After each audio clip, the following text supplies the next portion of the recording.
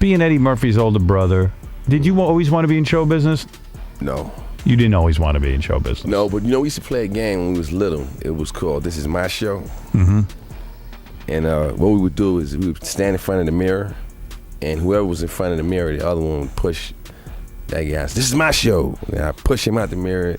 No, it's my show. In a way, that's been your whole life. He became a superstar. Charlie's been around the block. He's, his brother is Eddie Murphy. He's seen the epicenter of like the fame that we all wanted to acquire, and he had great stories, and he was also a real nurturing dude. I think he gave me great advice. I never went to my brother and asked him for anything. Nothing. He put you on salary. My brother put me on salary. He gave me a job. I didn't ask him to give me a job. Right. He asked me, do I want to work for him? Charlie Murphy passed away in 2017, and right away everybody wondered the same thing. Where is Eddie? This was his big brother. This was the man who protected him growing up. So when people saw that empty seat at the funeral, it set off a storm. Some people even pushed wild stories because nobody had a real answer. But the truth isn't messy. It's actually a lot more human than people think. And to understand why Eddie wasn't there, we have to start with Charlie's final months and the life he lived before everything came to an end. Charlie's last months were nothing like the story people later built around him. He never wanted anyone to see him as weak or sick, so he kept his illness close to the chest. Most people around him had no idea how serious things were. Even while he was getting treatment, he still showed up for work. He was on the Comedy Get Down tour with Cedric the Entertainer. Only a few weeks before he passed away, his own family believed he was getting better. They thought the treatment was helping him. They thought they had more time. When the call came saying he was gone, it didn't feel real. People felt like a piece of the story was missing. And to understand that shock, you have to know where Charlie came from. Where did you and your brother go when your mother was hospitalized? We went to Miss Jenkins' house. Miss Jenkins. Miss Jenkins, my brother said, if I was walking down the street and I see Miss Jenkins right now, I'd punch her in the face. Charlie and Eddie didn't grow up with the kind of life people imagine when they think of famous comedians. They were born in Brooklyn, long before the fame and the big houses. Their parents split up when Charlie was just 5. He was already dealing with change at an age where most kids are still trying to figure out who they are. Then, when Charlie was 10 and Eddie was 8, their lives flipped upside down. Their father was killed in a sudden, violent way. It was the kind of moment that stays with you forever. Losing a parent is hard for anyone, but losing them like that and at that age shapes the rest of your life. It's something you don't shake off. After that, the boys were placed in foster care for a year because their mother had fallen sick with tuberculosis. They lived with a woman named Mrs. Jenkins, and she was strict in a way that wasn't healthy. It was rough. It wasn't a warm home. It wasn't a place where kids felt loved or safe. It was survival mode every day. During that time, Charlie basically became the head of the house even though he was still a kid. He had to grow up fast because there was no other choice. Eddie has said many times that Charlie was the tough one. He had a black belt, he knew how to fight, and he used that strength to protect his little brother. If someone bothered Eddie at school, they had to deal with Charlie. If Eddie felt scared or lost, Charlie was the one who stepped in. He wasn't just a big brother. He was a father figure, a guardian, a shield, and even though Charlie carried a lot, he also built a real career of his own. My very first show, a woman said, "Hey, you can't talk like that around here." I was like, "Really?"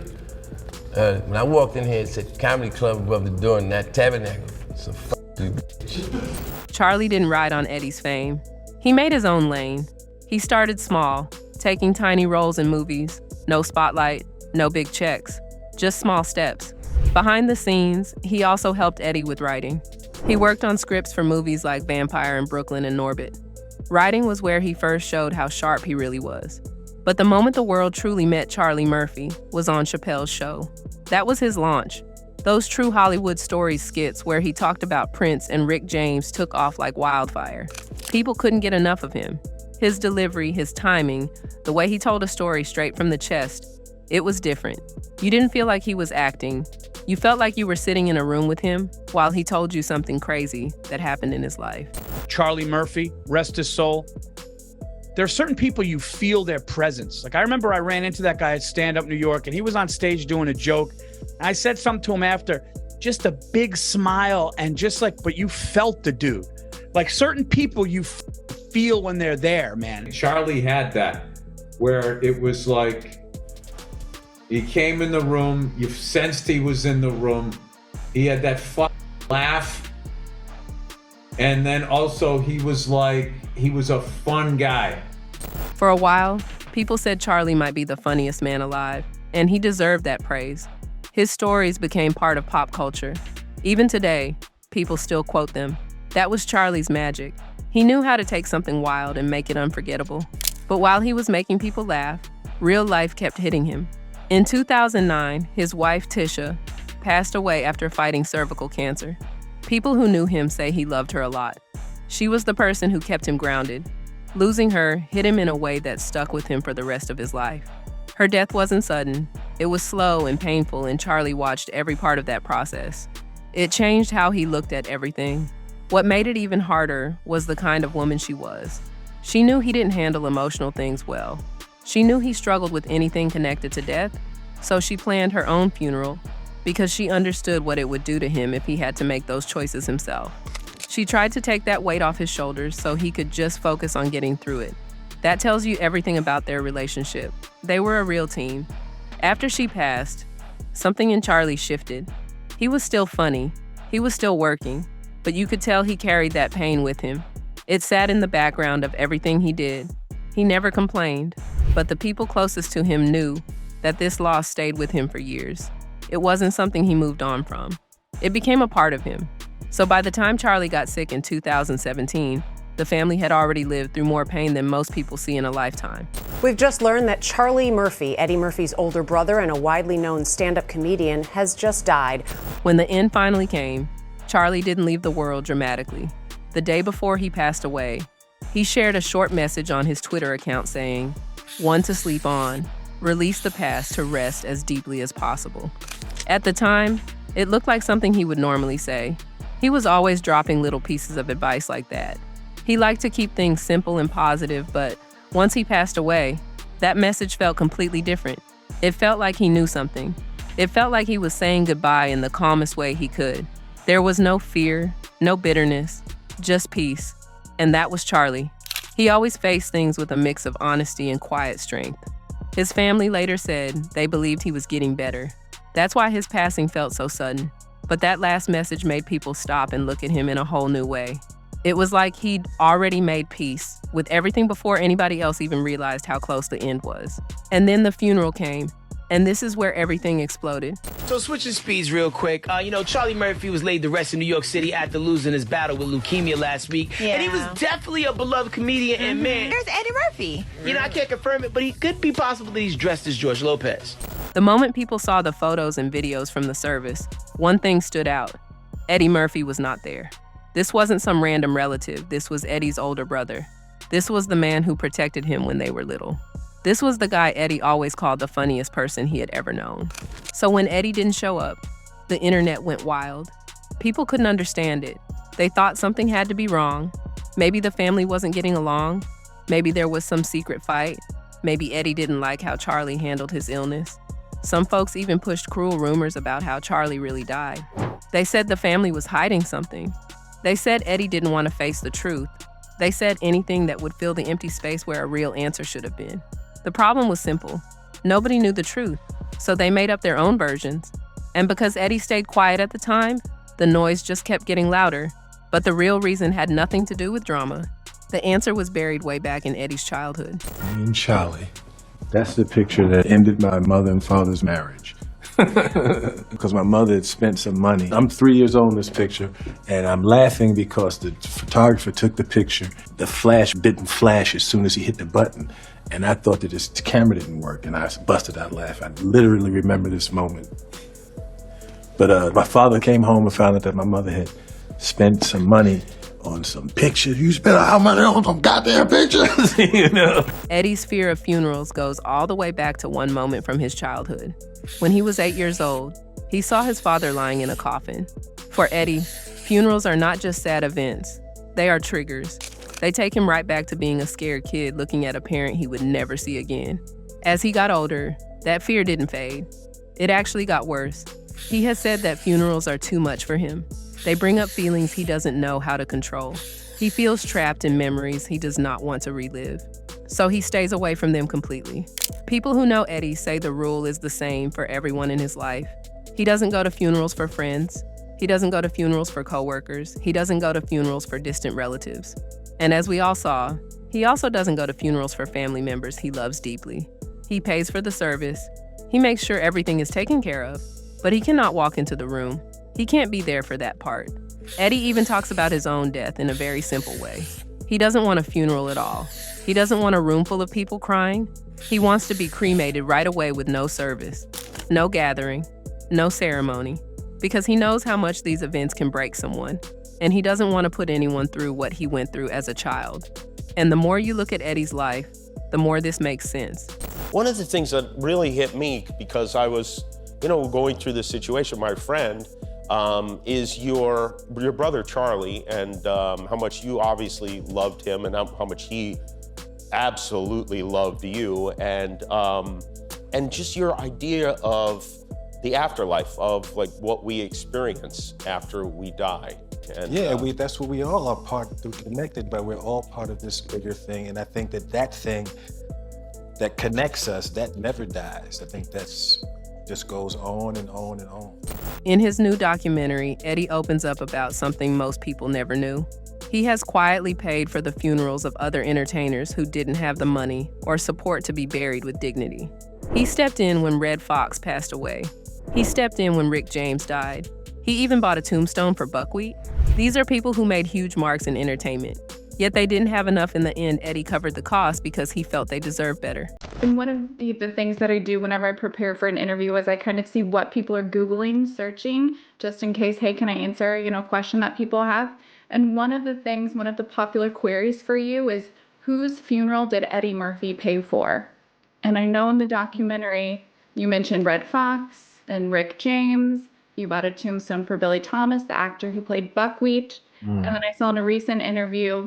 And I bought a tombstone for Tim Moore, who played Kingfish on the old Amos and Andy shows. Then there are a lot of friends and relatives. I've paid for a lot of funerals. But I don't go to funerals, too. I pay, but I ain't coming. Why do you not go? It's too much for me. I've been to 2 funerals in my life. My biological dad and my stepdad. And it's just too much for me. Before we get back to Charlie, there's something about Eddie's early life that helps everything make even more sense. He was still a teenager when he got on Saturday Night Live. Most kids that age are figuring out who they are. Eddie was being thrown into Hollywood rooms with people twice his age who lived lives way wilder than anything he grew up around. One story he shares in his new documentary is almost impossible to believe unless you hear it from him. When he turned 21, he had his birthday party at Studio 54, which was one of the wildest places in New York at the time. And in the middle of all that, Yul Brynner, a huge movie star from back then, walked over with his wife and asked Eddie if he wanted to come back to their apartment to have some fun. Eddie didn't think much of it. He told them he was good and went back to enjoying his night. It wasn't until years later that he looked back on it and realized the whole thing had a completely different meaning. The way Brynner said it, the way his wife smiled, the way the whole moment felt. Suddenly, Eddie understood what he was really being invited into. And he laughs about it now, because the whole situation was so strange and so Hollywood. And that wasn't even the wildest part of his early fame. He hung out with people like Rick James in the 80s, and the stories Charlie told on Chappelle's show were real. That world really existed, but Eddie always stepped away whenever things crossed a line. He also remembers being 19 and going out to a blues bar with John Belushi and Robin Williams. They sat down, put some drugs on the table, and acted like it was normal. Eddie didn't freak out or feel pressured. He just looked at it and knew it wasn't for him. All these stories say the same thing. Eddie has always protected himself from situations that felt overwhelming. And this is important to understand, because the same instinct that kept him out of those back rooms in the 80s is the same instinct that kept him out of Charlie's funeral. So what does that mean for Charlie? It means Eddie not being at the funeral had nothing to do with not loving him. It wasn't about distance. It wasn't about ignoring him. It wasn't bitterness or anger. It was the same thing that has controlled Eddie's reactions to death since he was a little boy. It was trauma coming back, and for him, it came back badly. I think one of the most profound things I ever heard Yeah. With no meat on the bone, the late great Charlie Murphy. He said, "Is run the world." He said the world is run by. Meaning, most of those guys that are making us all, miserable and all of that, couldn't fight their way out of a fucking wet paper bag. They never had to.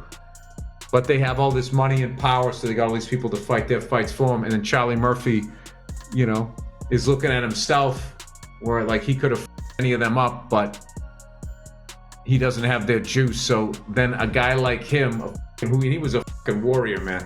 Charlie wasn't just Eddie's brother. He was his first friend. He was his protector, and he was the person who shielded him during the hardest years of their childhood. Eddie has said that some of the biggest laughs of his entire life came from Charlie. That bond is why Charlie appears so often in Eddie's work. Eddie trusted him. He leaned on him. He built everything with him. So when it came time to face Charlie in a coffin, Eddie simply couldn't do it. He loved his brother too much to put himself back in that place of pain. And that is something people don't always understand. Sometimes love doesn't look like showing up to the service. Sometimes love looks like knowing your limits. Eddie had to grieve in a way that made sense for him, even if it looked strange from the outside. And the truth becomes clear when we look at what Charlie meant to him. Eddie and Charlie. You met them, you Yes. And I knew it was coming, but let me share it with you. All I could say with the Charlie Murphy situation, because everybody thought it was Eddie Murphy. Right. But it's really Charlie Murphy. Charlie wasn't just a comedian. He was the heart of the Murphy family. They said he filled their home with love and laughter. He was the one who made every room feel lighter. Eddie talked about how nobody made him laugh like Charlie. That's the kind of connection they had. When Charlie passed away, Eddie honored him in one of the biggest ways he could. He dedicated his movie, Dolomite, Is My Name, to him. Other shows dedicated episodes in his memory. The people who worked with Charlie knew what he meant to the comedy world and to Eddie. Charlie may be gone, but his voice and his stories are still part of comedy. His style, his delivery, and his honesty are still used as examples today. Charlie was an authentic human being. He really was. He's a rare guy who started doing stand-up after he was already famous. That's a hard thing to do. Look, I got a story. Me and Charlie Murphy had a TV show for MTV. It was like a story about me as a kid, and it was like cartoon. So we was on the call with the MTV people. This how he was talking to them. You motherfucking crackers can't tell me how to write a motherfucking show. Fuck y'all. I'm the motherfucking writer of the show, and if you motherfuckers don't like, matter of fact, I'm off the phone. And nigga just jumped off the call. It was my first time being on a meeting like that to hear somebody just be fucking real. That shit was encouraging, you know what I'm saying? It made me want to do that, like to be real in meetings and not hold my tongue and sit back and let my people do all of the talking. When he drove that meeting and drove that conversation, that showed me that the best shit I can do is be me at all times. In the end, the truth is simple. Eddie didn't stay away from Charlie's funeral because he didn't care. He stayed away because he truly couldn't handle it.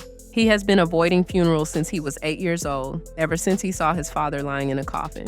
That moment shaped how he deals with death for the rest of his life. Losing Charlie was something he couldn't face in a room full of people staring at a casket. He needed to grieve in private, in a way that felt safe for him, and that doesn't mean he loved Charlie any less. If anything, it shows how deep that love ran. This wasn't disrespectful. This was a man fighting old pain he never healed from. And that's the real answer behind why Eddie wasn't there.